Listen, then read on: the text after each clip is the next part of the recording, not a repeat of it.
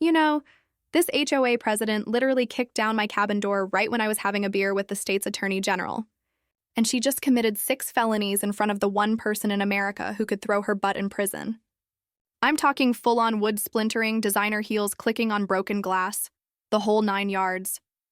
This woman in her $1,000 blazer smelling of that aggressive perfume that probably costs more than my truck payment, storms into my grandfather's cabin, screaming about violations and jurisdiction like she owned the place.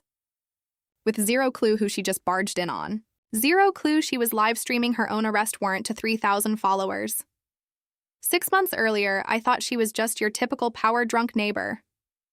Turns out she was running a $4 million embezzlement scheme, and I was about to accidentally burn her entire criminal empire to the ground. What would you do if some HOA psychopath invaded your private property during the most important meeting of your life? Drop a comment below and tell me where you're watching from. I guarantee half of you have dealt with these neighborhood dictators before. Let me back up and tell you how this whole nightmare started. 6 months ago, life was pretty damn good.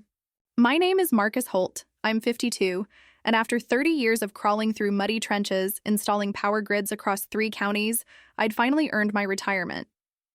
The crown jewel, my grandfather's fishing cabin on Clearwater Lake, 2 acres of pure heaven that old Pop bought back in 1963 for $800. Can you believe that? $800 for lakefront property that's now worth more than most people's houses. This wasn't some fancy McMansion, mind you. We're talking hand-hewn logs, a stone fireplace that Pop built with his own calloused hands, and a screened porch that creaked in all the right places. I'd kept it completely off-grid by choice. Solar panels humming quietly on the roof, well water that tasted like childhood memories, and a septic system that actually worked better than most city setups. The morning mist rising off the lake each day reminded me why Pop chose this spot. He used to say, "The land picks you, not the other way around." Smart man. He also used to say, "Marcus, when someone wants your land real bad, find out why. Because it's usually worth more than they're telling you." Then she showed up. Delilah Vance, though everyone just called her that HOA psycho, rolled into our peaceful lake community like a tornado in designer clothing. 58 years old, fresh from some California subdivision where apparently being a neighborhood dictator was a full-time career. She drove this pearl-white Escalade with vanity plates that read Rule 1, I kid you not, and wore her HOA president badge on her blazer like it was a sheriff's star. The woman had one mission in life: transform our rustic lakefront into what she called an upscale resort community. But here's what I didn't know then. 3 elderly couples had already sold their cabins to interested buyers within 2 months of her arrival. Funny coincidence, right? Her first act of war came on a Tuesday morning.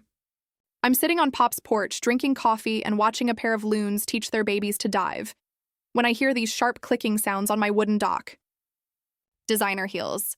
At 7 a.m. on my private property. 10 minutes later, she's taping this official-looking notice to my screen door. Violation citation. Unsightly dock structure damaging community property values. Fine, $500. Compliance required within 72 hours or daily penalties will accrue. I had to read it twice. My weathered dock, the same one Pop and I had reinforced together when I was 12, was apparently an eyesore threatening the entire neighborhood's real estate market. Being a reasonable guy, I walked over to explain that my property actually predates the HOA by about 40 years. You know what she said to me standing there in my own driveway, hands on her hips like she owned the place? "Everyone on this lake answers to me, sweetie. Ask the Hendersons how well fighting me worked out for them." The Hendersons, my elderly neighbors who'd mysteriously decided to downsize last month after living here for 23 years. The pieces weren't clicking yet, but something cold settled in my stomach. That's when she started her photography session, circling my cabin like a real estate appraiser, snapping pictures of my solar panels, my vegetable garden, even my grandfather's hand-carved porch railings. The smell of her chemical air freshener wafting from that idling Escalade made me want to gag. By the end of the week, I had 3 more citations. Each one came with escalating fines. Each one made it crystal clear that Delilah Vance had declared war on everything my family had built on this land. I figured I was just dealing with your typical power-tripping neighbor. Annoying, sure, but manageable. What I didn't know was that I'd just painted a target on my back in a game much bigger and more dangerous than petty HOA politics. Pop's words echoed in my head. Find out why they want your land. I was about to find out why, and it would change everything. Delilah didn't waste time escalating to the big guns. 3 days after my compliance deadline passed. Because seriously, I wasn't tearing down Pop's dock for some wannabe dictator. A certified letter arrived that made my coffee taste like ash. Cease and desist. Violation of community waterway regulations. The letterhead read Blackstone, Meyer & Associates. One of those fancy law firms where the partners probably charge more per hour than I made in a month. The legal gibberish basically said my dock was illegally extending into the community waterway, and I owed $3,000 in retroactive violation fees. Plus, they were threatening to slap a lien on my property if I didn't pay up within 10 days. My first instinct was panic. These people had lawyers. I had a toolbox and a bad attitude. But then I remembered something Pop always drummed into me during those long fishing afternoons. Marcus, when someone's trying to legal talk you out of your land, the real truth is always in the county records. Never trust what they tell you. Go find the actual papers. So, I drove down to the county courthouse, that musty basement where all the important stuff gets buried under decades of bureaucratic dust. The clerk, a sweet lady named Betty, who remembered Pop from his fishing tournament days, helped me pull the original property surveys. I'd learned this trick from my union days. Always check the source documents before some suit tries to buffalo you with fancy letterhead. What I found made my blood boil. My grandfather's lot didn't just go to the water's edge. It included 50 feet into the lake. The deed, stamped and official from 1963, was crystal clear. That dock wasn't trespassing on community property. It was sitting smack dab in the middle of my own lake. But here's the real kicker. The HOA wasn't established until 1998, 35 years after Pop bought his land. I remembered my old foreman always saying that older properties often have rights that newer developments can't touch. Something about grandfathered exemptions that trump any neighborhood association nonsense. Armed with copies of everything, I marched back to my cabin feeling pretty damn proud of myself. That satisfaction lasted exactly until I tried to leave for groceries and found Delilah's Escalade parked sideways across my driveway.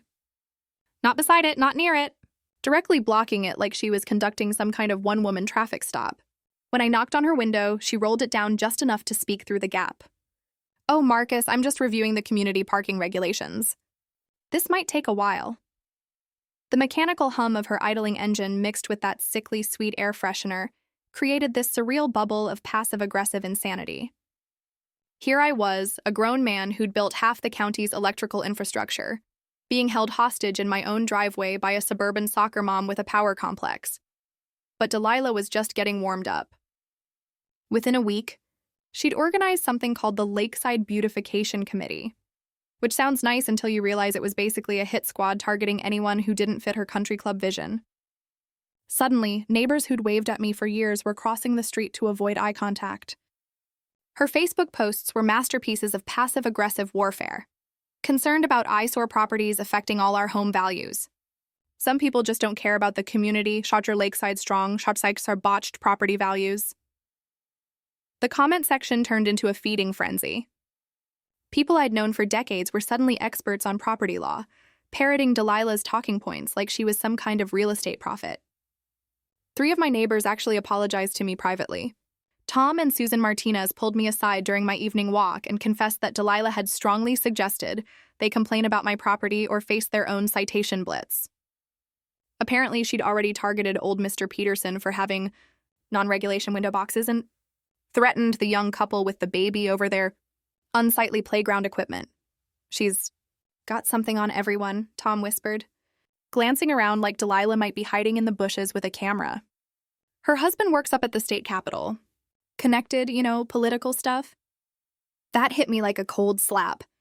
This wasn't just neighborhood drama anymore. This woman had reached beyond our little lake community.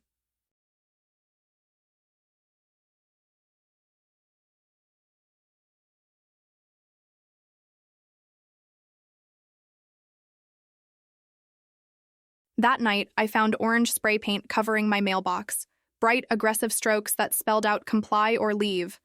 My security camera, solar-powered and hidden behind a pine tree, caught everything, including Delilah's license plate as she drove away at 2:30 a.m. When I called the sheriff's office the next morning, guess who showed up? Deputy Chad Vance, Delilah's nephew.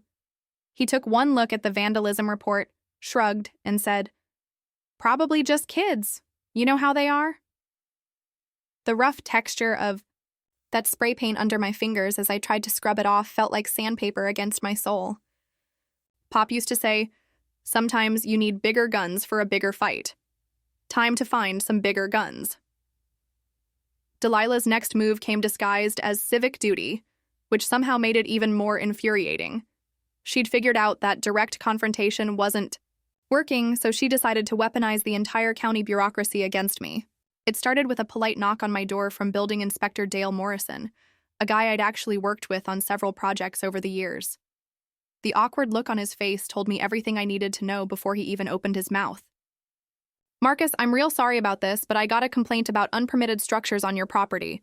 I have to follow up on these things." 3 hours later, Dale had crawled through every inch of my cabin with his clipboard and measuring tape. His conclusion? Everything was not only up to code, but actually exceeded current safety standards. Pop might have been old school, but he'd built things to last. "Whoever filed this complaint," Dale muttered as he packed up his gear, "either doesn't know what they're talking about, or they're just trying to waste everyone's time." The next day brought Environmental Officer Janet Bennett, investigating reports of my septic system contaminating the lake ecosystem. Again, perfectly functioning. Better than most new installations, she admitted. Then Fire Marshal Bob Rodriguez showed up to examine my solar panels for hazardous electrical violations. Clean bill of health there, too. Each inspection cost me a day of peace and a chunk of my retirement sanity. But more importantly, each false report was creating an official paper trail that made me look like some kind of problem property owner. I remembered something my union rep used to warn us about. Bureaucratic harassment was a classic tactic because it looked legitimate on paper, even when it was pure malicious nonsense. While I was dealing with the inspection parade, Delilah was busy playing her media game. She'd managed to get herself interviewed by Channel 7's Community Spotlight segment, positioning herself as this concerned citizen fighting to protect our family-friendly lake environment. The news story was a masterpiece of selective editing. She showed carefully angled photos that made my cabin look like some kind of backwoods shack, talked about dangerous conditions threatening children's safety, and painted herself as a brave advocate standing up against irresponsible property owners. What really got my blood boiling was watching her stand on my dock, the one she claimed was illegally trespassing, while she delivered her concerned citizen performance for the cameras. The crisp sound of my phone buzzing with angry texts from neighbors who'd seen the story felt like machine gun fire. Half the lake community now thought I was some kind of environmental menace. But here's where Delilah made her first real mistake. She got greedy. My old buddy Jake Martinez from the Electricians Union called me up after seeing the news story. "Marcus, that lady's full of it and everyone knows it. You built half the clean energy infrastructure in this county. Hell, your solar setup is the one I use as an example when I'm training apprentices." Within 2 days, Jake had organized a parade of my former coworkers to drive by and inspect my property. Turns out having 20 master electricians publicly vouch for your work tends to shut down the hazardous installation narrative pretty quick. That's when things started getting interesting. My lawyer buddy, Chuck Davis, we'd gone to high school together, stopped by for a beer and mentioned something that made my ears perk up.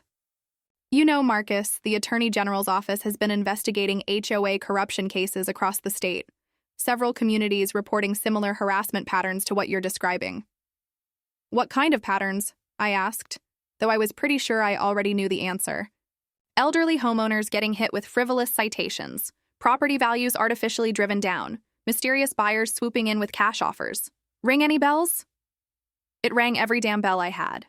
Chuck explained that these schemes usually involved someone with political connections providing cover while the harassment campaign drove out longtime residents. The properties would then get flipped to developers for massive profits. "The AG's office is looking for witnesses," Chuck continued. "People who've documented the harassment and can prove the pattern. Someone like you might be exactly what they need." The mechanical hum of my refrigerator seemed unnaturally loud as that information sank in. Delilah wasn't just some power-drunk neighbor. She was potentially part of something much bigger and more systematic. That night, I started a detailed log of every interaction, every citation, every inspection that had mysteriously appeared on my calendar. I also started researching Delilah's background more carefully. Turns out her husband, Robert Vance, wasn't just some minor state employee. He was the Democratic Party treasurer, a position that gave him access to development plans, zoning changes, and political favors across multiple counties.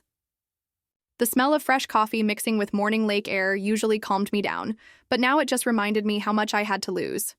This wasn't about HOA fees anymore. This was about whether I'd be the next victim in someone else's get-rich-quick scheme. Delilah's next phase made everything that came before look like a friendly disagreement. She'd apparently decided that bureaucratic harassment wasn't moving fast enough, so she switched to full-scale character assassination. It started with a Facebook post that made my stomach drop. Urgent safety concerns about aggressive behavior from lakefront resident. Please keep your children away from the Eastern Shore area. We'll be filing for protective measures. Lakeside safety. Protect our kids. Aggressive behavior? Me? The guy who helped organize the annual kids' fishing derby for 15 years running? Within hours, that post had been shared 43 times. The comment section turned into a digital lynch mob of people who'd never even met me, all convinced I was some kind of dangerous lunatic based on Delilah's carefully crafted victim narrative. I always thought something was off about that man. Heard he threatened an HOA board member. Thank God we have brave people like Delilah looking out for us. The really sick part. Half these comments came from profiles with generic stock photos, the kind of fake accounts that political operatives use to amplify their messaging. Delilah wasn't just spreading lies. She was orchestrating a professional smear campaign. 2 days later, she filed for a restraining order. The petition, which became public record, painted me as an unstable individual making verbal threats against community leaders. Complete fabrication. But it didn't matter. The filing alone became proof that I was dangerous. Judge Patricia Harris, who actually knew my family from way back, took one look at Delilah's evidence and dismissed the request for lack of credible documentation. But the damage was done. Now, there was an official court document with my name and the word threats on it. The emotional toll was starting to get to me. I'd sit on Pop's porch in the evenings, nursing a beer and questioning whether this fight was worth destroying the peaceful retirement I'd worked 30 years to earn. The weight of his leather recliner felt different now. Less like comfort, more like the responsibility of carrying on a legacy that someone was systematically trying to erase. But just when I was starting to consider throwing in the towel, something beautiful happened. The community started fighting back. Judge Harris wasn't the only one who remembered my family. Retired Judge William Bill Carter, who used to fish with Pop back in the 70s, showed up at my door with a thermos of coffee and some unsolicited legal advice. Marcus, that woman's playing a game your grandfather would have seen right through. She's counting on you feeling isolated and overwhelmed. Don't give her that satisfaction. Bill explained that documented harassment campaigns like this usually indicated larger criminal activity. People don't go to this much trouble over petty neighborhood disputes. There's money involved here. Big money.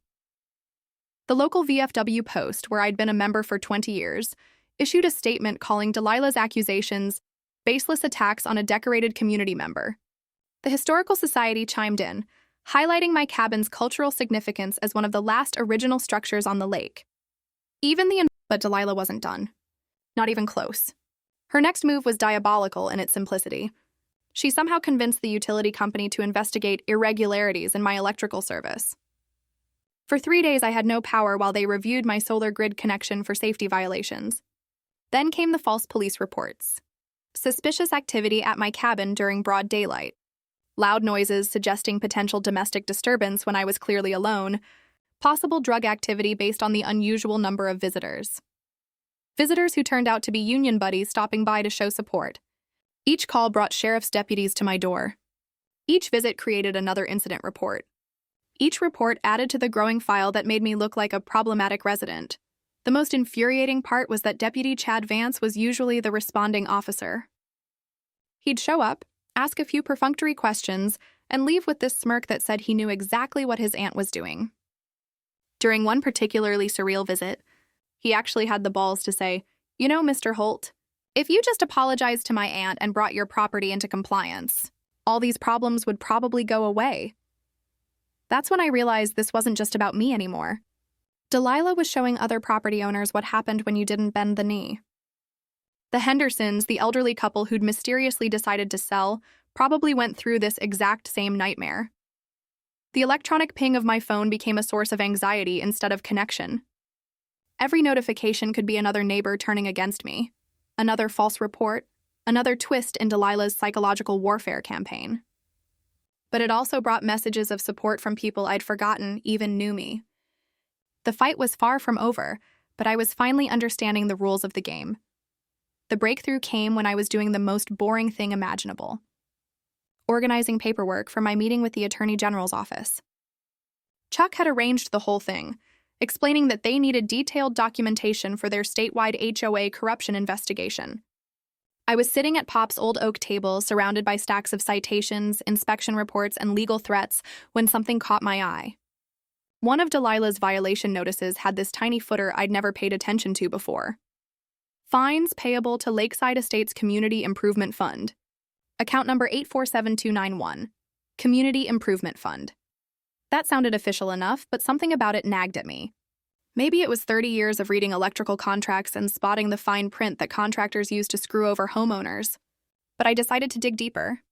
The county clerk's office had become my second home by this point, so Betty knew exactly what I was looking for when I asked about HOA financial records. She pulled up the public filings and spread them across the counter like she was dealing cards. "Here's the thing, Marcus," she said, adjusting her reading glasses. "Homeowner associations have to file annual reports just like any other organization." She showed me what she'd found. The numbers didn't add up, not even close. Over the past 2 years, the HOA had collected $280,000 in emergency assessments for lake dock repairs that were never completed. Another $150,000 had supposedly gone to professional landscaping services provided by Vance Grounds and Maintenance, which, according to state business records, was owned by Delilah's brother-in-law. But here's the kicker. The landscaping company had been incorporated exactly 3 weeks after Delilah became HOA president.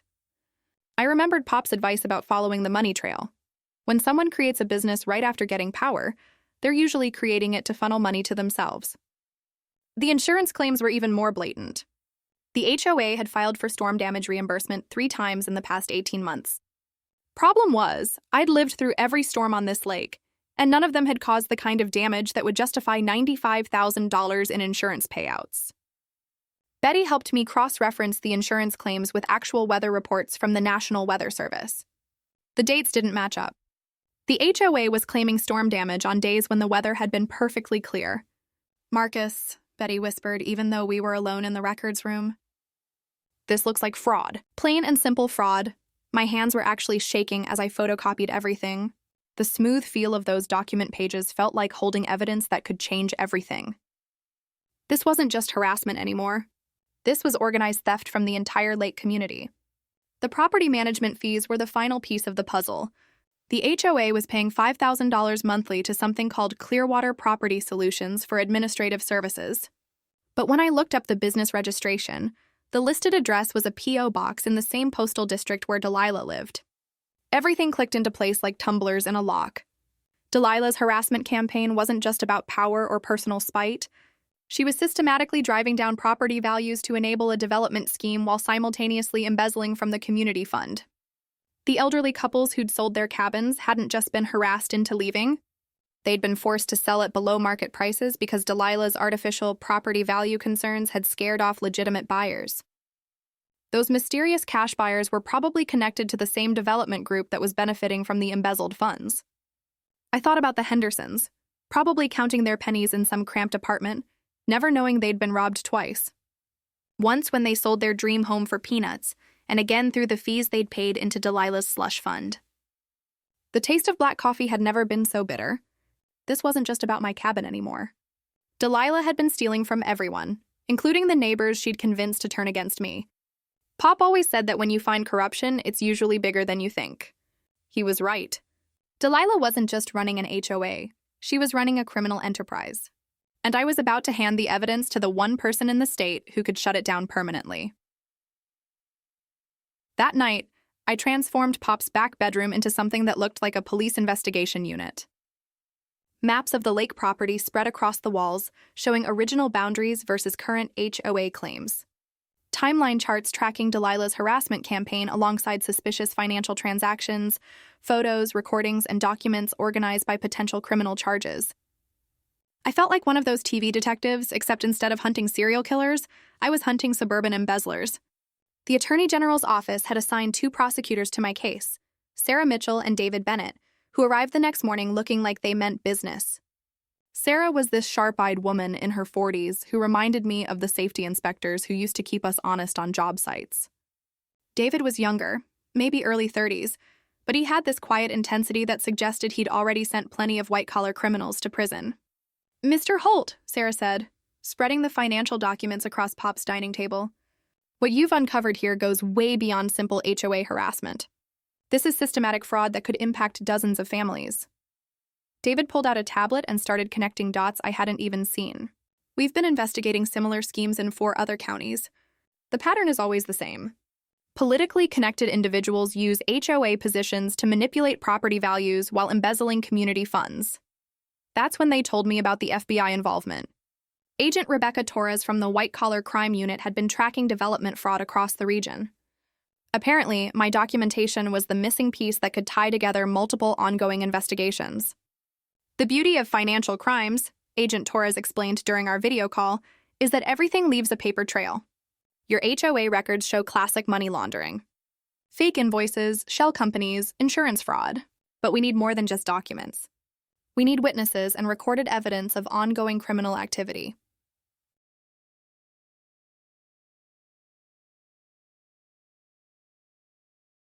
Chuck, my lawyer buddy, had been working behind the scenes too. He'd connected with 17 other lakefront families who'd experienced similar harassment. When we gathered them at the VFW hall, their stories painted a picture that made my blood boil. The Thompsons had paid $8,000 in bogus violation fines before selling their cabin for 30% below market value. The Garcias had been hit with emergency assessments totaling $12,000 for lake improvements that never materialized. Old Mrs. Patterson had been so intimidated by Delilah's legal threats that she'd moved in with her daughter in Florida, abandoning the home where she'd lived for 43 years. Every story followed the same playbook: escalating harassment, manufactured violations, pressure to sell. And every family had contributed to that community improvement fund that was really just Delilah's personal piggy bank. "Here's what most people don't understand about HOA fraud," explained retired accountant Frank Weber, who'd volunteered to help analyze the financial records. "Homeowner associations are required to file Form 1120 tax returns annually if they meet certain income thresholds. Legitimate organizations file religiously. Corrupt ones usually don't, because honest accounting would expose their theft." Frank had discovered that our HOA hadn't filed proper tax returns in over 2 years, despite collecting hundreds of thousands in fees and assessments. That single fact could trigger federal tax evasion charges on top of everything else. The technical strategy session felt like planning a military operation. We had financial evidence, witness testimony, recorded harassment, and documented fraud. But Agent Torres wanted something bigger. She wanted to catch Delilah in the act of actively committing crimes. "The best way to build an airtight case," she explained, "is to create a situation where the suspect's criminal behavior is captured by law enforcement in real time. We need her to incriminate herself on camera." That's when Chuck suggested the perfect setup. The Attorney General has been looking for an opportunity to announce new HOA reform legislation. What if she held that announcement at Marcus's cabin? It's symbolically perfect. Protecting homeowner rights in the exact location where those rights were violated? Sarah's eyes lit up. And if Delilah's pattern holds, she'll absolutely try to disrupt any suspicious activity at Marcus's property. Her need to control the situation will override her common sense. We spent the next week preparing for what Agent Torres called a controlled confrontation scenario. Professional, recording equipment hidden throughout my cabin. Undercover officers positioned around the lake. Multiple law enforcement agencies coordinated for rapid response. The community coalition had grown too. Local media was alerted to potential breaking news. Social media campaigns were ready to counter any false narratives Delilah might try to spin. Support networks were activated for the post-confrontation period. My old union training kicked in. When you're planning a complex job, you prepare for every possible scenario and always have backup systems. We had backup plans for the backup plans. The trap was set. Delilah's pattern of behavior was so predictable that we could practically script her next move. All we had to do was wait for her to kick down the door. Literally. Delilah must have sensed the walls closing in, because her behavior went from calculated harassment to full-blown sabotage. It was like watching a cornered animal lash out in every direction, getting more dangerous as her options disappeared. The first sign was my solar panels mysteriously malfunctioning on a Tuesday morning. I'd wake up to dead batteries and error codes flashing on the inverter display. When my electrician buddy Jake came out to investigate, he found clear evidence of tampering. Wire connections loosened just enough to disrupt the system without causing obvious damage. "Marcus, this is professional-level sabotage," Jake said, photographing the evidence with his phone. "Whoever did this knows electrical systems. They wanted to cause problems without leaving obvious fingerprints." But Jake was smarter than Delilah gave him credit for. He'd installed a hidden security camera near the electrical panel after the first incident. 2 nights later, we caught her red-handed, creeping around my property at 3 a.m. with a screwdriver and wire cutters. The footage was crystal clear. Delilah Vance, HOA president and upstanding community member, vandalizing private property under cover of darkness. The acrid smell of her cigarette smoke lingered in the morning air, mixing with the pine scent that usually made me feel peaceful. Next came my boat dock. I'd gone into town for groceries and returned to find my boat drifting halfway across the lake. The heavy-duty chains I'd used to secure it had been cut with bolt cutters. Clean, deliberate cuts that left metal shavings scattered across the dock planks. That boat had been Pop's pride and joy, a 1978 base boat that still ran like a dream.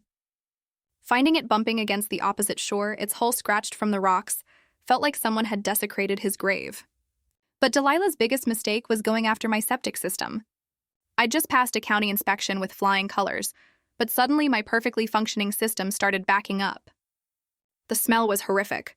That combination of sewage and chemical additives that made your eyes water from 50 feet away. When the emergency septic service arrived, they found industrial-grade drain cleaner had been poured down my system, killing all the beneficial bacteria and creating a toxic mess. "This is deliberate sabotage," the technician explained, holding up soil samples that showed chemical contamination. "Someone pumped commercial-grade acids into your system. This stuff costs serious money and requires specialized knowledge to use." The repair bill was $3,200. But more importantly, the chemical analysis provided forensic evidence that this wasn't random vandalism. It was calculated destruction requiring insider knowledge of septic systems. While I was dealing with sewage backup, Delilah was orchestrating her media blitz. Anonymous accounts flooded social media with posts about my ongoing property violations and deteriorating conditions threatening neighborhood safety. The bots were so obvious it was almost comical. Dozens of profiles with generic names posting identical complaints within minutes of each other. She'd also ramped up the intimidation network. Deputy Chad Vance's patrol presence increased dramatically. He'd cruise by my cabin 4 or 5 times per day, always slowing down just enough to make his surveillance obvious. Sometimes he'd sit in my driveway for 20 minutes, running license plates of anyone who visited. The building inspector suddenly found code violations in work that had passed inspection just weeks before. The fire marshal received anonymous tips about fire hazards that didn't exist. Environmental services got reports about illegal dumping in areas of my property they'd already cleared. It was death by 1,000 cuts, designed to exhaust my resources and break my spirit through bureaucratic warfare. But I wasn't the only target anymore. Delilah had started going after my supporters too. Jake's electrical contracting license was suddenly under review for safety violations. Bill Carter, the retired judge who'd been advising me, received a formal complaint with the State Bar Association about improper legal counsel to non-clients. The VFW Post found themselves facing a surprise fire safety inspection that threatened to shut down their weekly bingo nights. The Historical Society was hit with zoning complaints about their downtown office space. Delilah was systematically attacking anyone who'd shown me support, sending a clear message: help Marcus Holt, and you'll become our next target. The psychological pressure was intense. Every morning brought new crises, new emergencies, new bureaucratic nightmares to navigate. The metallic taste of constant stress became as familiar as my morning coffee. But Delilah's desperation was also creating opportunities. Each escalation was being documented by law enforcement. Every act of sabotage provided additional criminal evidence. Her network of supporters was starting to distance themselves as her behavior became increasingly unhinged. The Attorney General's office was watching everything, building an airtight case while Delilah dug her hole deeper with every vengeful act. Agent Torres called it textbook criminal escalation. When perpetrators feel cornered, they often make increasingly reckless decisions that provide prosecutors with the evidence they need for conviction. Delilah was walking straight into our trap, one sabotaged solar panel at a time.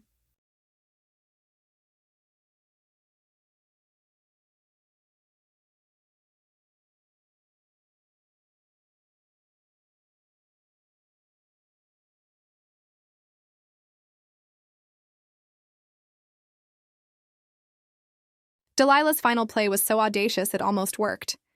She'd figured out through her husband's political connections that I wasn't just meeting with some random state official. I was meeting with Attorney General Patricia Williamson herself. And instead of backing down, Delilah decided to go nuclear. Her plan was brilliant in its twisted logic.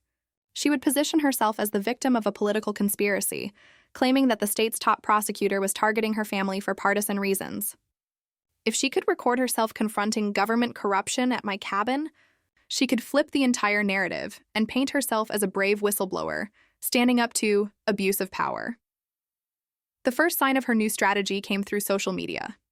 She'd reached out to Government Accountability Watch, one of those blogger networks that amplifies stories about bureaucratic overreach. Her pitch was perfect. Small-town HOA president being persecuted by big government because her husband worked for the opposing political party. Local family under attack. State officials use harassment investigation to silence political opposition was the headline that started circulating 3 days before my scheduled meeting. The story painted me as some kind of deep state operative working with corrupt prosecutors to destroy an innocent family. The comment section was flooded with outrage from people who'd never heard of our lake community, but were absolutely convinced that Delilah was being railroaded by partisan prosecutors. She'd tapped into that vein of anti-government sentiment that runs through rural communities, turning herself into a martyr for political persecution. But Delilah's masterstroke was the live stream setup. She'd arranged to broadcast her confrontation with the Attorney General live on social media, framing it as citizen journalism exposing government corruption in real time.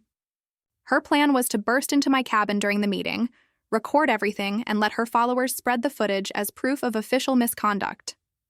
What she didn't know was that we were monitoring her communications. Agent Torres had obtained warrants for Delilah's phone and social media accounts weeks earlier. We knew about the blogger outreach, the livestream plan, even the talking points she'd prepared for her spontaneous confrontation. "It's actually perfect," Agent Torres explained during our final coordination meeting. "She's going to commit multiple felonies on live video while providing us with a real-time confession of her motives." We couldn't have scripted it better. The irony was delicious. Delilah thought she was setting a trap for us, but she was actually walking into the most thoroughly documented arrest in HOA history. Her support network was crumbling too, but she was too obsessed to notice. The other HOA board members had quietly distanced themselves once the financial irregularities became obvious. Her husband was facing his own ethics investigation and couldn't provide political cover anymore. Even Deputy Chad had been reassigned to different patrol areas after Internal Affairs started asking questions about his response to vandalism reports. But Delilah was beyond rational thinking at this point. The psychological pressure of keeping her fraud scheme hidden while fighting off multiple investigations had pushed her past the breaking point. She was exhibiting all the classic signs of someone losing control. Paranoid about neighbors spying on her, making increasingly threatening phone calls to anyone who'd supported me, convinced that everyone was part of some vast conspiracy against her. The night before the Attorney General's visit, she made threatening calls to 4 different families, warning them about consequences if they continued collaborating with government harassment. Each call was recorded by law enforcement. Each one provided additional evidence of witness intimidation and criminal conspiracy. I spent that final evening sitting on Pop's porch, watching the sunset paint the lake in shades of gold and crimson. The sound of loons calling to each other across the water reminded me why this place was worth fighting for. Tomorrow would determine whether I'd be able to enjoy peaceful evenings like this for the rest of my retirement, or whether I'd spend my golden years battling Delilah's appeals from federal prison. The cabin felt different that night, not just because of the hidden cameras and recording equipment, but because it had become the center of something much bigger than my personal property dispute. This was about whether small-time criminals with political connections could terrorize entire communities without consequences. I pulled out Pop's worn leather Bible and read the passage he'd underlined about David facing Goliath. He'd written in the margin, "Sometimes the little guy wins because he's fighting for something bigger than himself." The morning would bring Delilah's final desperate gambit. She'd storm through that door thinking she was about to destroy her enemies, never realizing she was about to destroy herself. The stage was set. The cameras were rolling. Law enforcement was in position. All we had to do was wait for Delilah to provide the grand finale to her own criminal career. The taste of anticipation mixed with morning coffee had never been so sweet. Attorney General Patricia Williamson was nothing like I'd expected. Instead of some intimidating political figure, she was this down-to-earth woman in her 50s who reminded me of my old high school principal. Tough but fair, with eyes that missed nothing. She'd arrived at my cabin at exactly 9 a.m., carrying a thermos of coffee and a briefcase full of evidence that would change everything. "Mr. Holt," she said, settling into Pop's old recliner like she belonged there, "your documentation has helped us build cases against HOA corruption rings in 6 counties. What you've uncovered here isn't just local fraud. It's part of a statewide pattern of organized theft." We were deep in discussion about the criminal charges when we heard it. The distinctive roar of Delilah's Escalade pulling into my driveway way too fast. Gravel spraying everywhere like she was conducting some kind of high-speed chase. Car doors slammed. Multiple voices shouting instructions about camera angles and audio levels. Delilah had brought her entire social media production crew for what she thought would be her moment of triumph. "Here we go," Agent Torres whispered into her earpiece from her hidden position behind my woodshed. Attorney General Williamson didn't even flinch. She just calmly continued taking notes about the financial evidence while Delilah's voice got louder, working herself up into righteous fury for her livestream audience.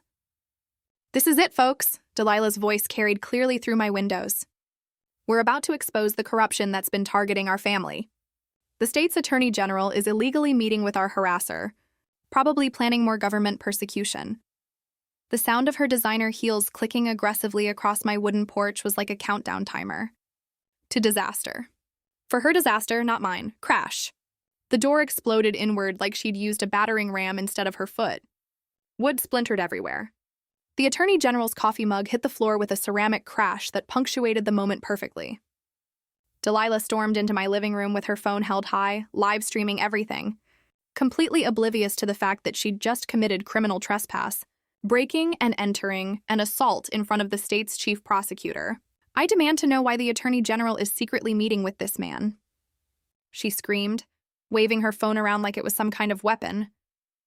"This is government harassment. Political persecution. I have rights." The look on her face when Attorney General Williamson calmly stood up and displayed her official identification was absolutely priceless. Delilah's live stream captured the exact moment when her brain processed what had just happened. Total frozen terror.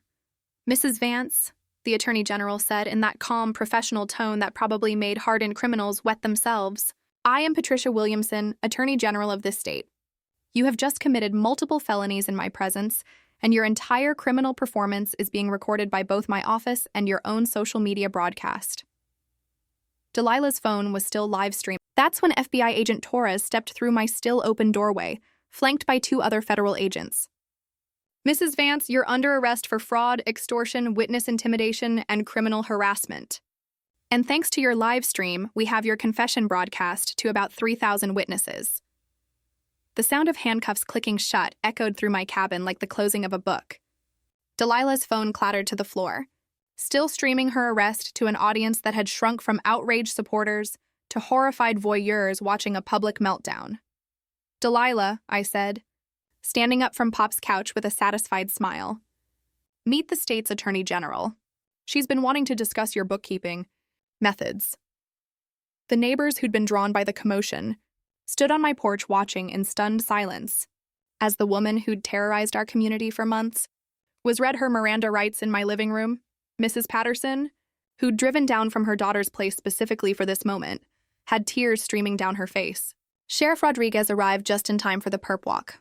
Delilah stumbling in handcuffs past the same dock she'd tried to have demolished, past the same solar panels she'd claimed were hazardous, past the same cabin she'd called an eyesore. The pearl-white Escalade with its Rule 1 vanity plates was towed away as evidence in the fraud case. The live stream ended with Delilah's voice echoing across the lake. "This isn't over. My husband will fix this. You don't know who you're dealing with." Actually, Delilah, we knew exactly who we were dealing with. A criminal. And criminals go to prison. Watching Delilah get sentenced 3 months later felt like Christmas morning. Federal Judge Michael Harrison didn't just throw the book at her. He launched the entire law library. 3 years in federal prison, $340,000 in restitution to defrauded homeowners, and a lifetime ban from serving on any HOA board in the United States. Her husband Robert wasn't far behind. The ethics investigation revealed he'd been using his position as Democratic Party treasurer to provide insider information about zoning changes and development plans. He resigned in disgrace and got 18 months for conspiracy and abuse of office. The HOA itself was dissolved faster than sugar in hot coffee. In its place, we formed the Clearwater Lake Volunteer Association. Emphasis on volunteer. No mandatory fees, no citation authority, no power-drunk presidents. Just neighbors working together to keep our little slice of paradise beautiful. My role in exposing the corruption scheme earned me something I never expected. Whistleblower compensation from the recovered fraud funds. Turns out when you help the feds recover hundreds of thousands in stolen money, they're pretty generous with the rewards. That check for $45,000 felt like vindication for every sleepless night Delilah had caused me. But the real victory was watching justice ripple outward. Attorney General Williamson used our case as the foundation for new state legislation that I still can't believe has my name on it. The HOLT Act, which requires all HOAs to undergo annual independent financial audits and creates criminal penalties for harassment-based property manipulation schemes. 3 other counties used our evidence to prosecute similar fraud rings. Turns out Delilah's operation was part of a much larger network of politically connected criminals systematically robbing homeowners across rural communities. The FBI's final report identified over 24 related cases spanning 5 states. The families who'd been driven from their homes started coming back too. The Hendersons bought a beautiful, new cabin 2 lots down from mine after their old property's fraudulent value. Concerns were legally voided. Mrs. Patterson moved back from Florida and threw a block party that lasted until sunrise. Property values didn't just recover, they soared. Turns out when you remove the constant threat of harassment and fraudulent citations, people actually want to live in a peaceful lakefront community. Who would have thought? The transformation went beyond legal victories. Our little lake became a model for sustainable community living. My off-grid cabin, once Delilah's target for eyesore citations, now hosts monthly tours for people interested in solar power and environmental stewardship. The State Environmental Agency featured us in their Renewable Energy Showcase program. I established the POPS Legacy Scholarship using part of my whistleblower compensation, $500 grants for kids entering trade school programs. Pop always believed that working with your hands was the foundation of an honest life. Seemed fitting to help the next generation learn those same values. The annual Clearwater Lake Festival has become a regional attraction, raising money for veterans' housing assistance programs. Last year, we brought in enough to fund 3 tiny home projects for homeless vets. The sweet smell of barbecue and the sound of families laughing together replaced the toxic atmosphere Delilah had created. But the best part? The quiet moments. I'm sitting on Pop's porch right now watching the sunset paint the lake in shades of gold and purple. The loons are calling to each other across the water, their voices echoing off the same hills where Pop taught me to fish 60 years ago. My solar panels hum peacefully on the roof, powering a life that's finally my own again. No more certified letters, no more inspection visits, no more designer heels clicking across my dock at dawn. Just the gentle lap of waves against weathered wood and the knowledge that sometimes, if you're stubborn enough and righteous enough, David really can beat Goliath. The documentary crew from Netflix finished filming here last month. HOA Hell, How One Man Took Down a Criminal Empire premieres next spring. They paid me enough to add a guest cabin where other harassment victims can stay while fighting their own battles. Because Delilah wasn't unique.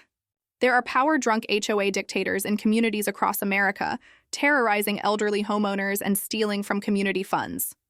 But now there's a roadmap for fighting back. Now, I want to hear from you. Drop a comment sharing your own HOA nightmare. Trust me, you're not alone in this fight. These stories need to be told. Hit subscribe if you want more stories about everyday people taking down corrupt systems, because there's a lot more where this came from. Next week, I'm telling you about the city councilman who tried to shut down a veteran's food truck until the owner's Pentagon buddies decided to pay a visit. Thanks for hanging out with us on HOA Stories, where the HOA Karens meet their match. If this story had you cheering or cringing, go ahead and like the video, drop a comment with your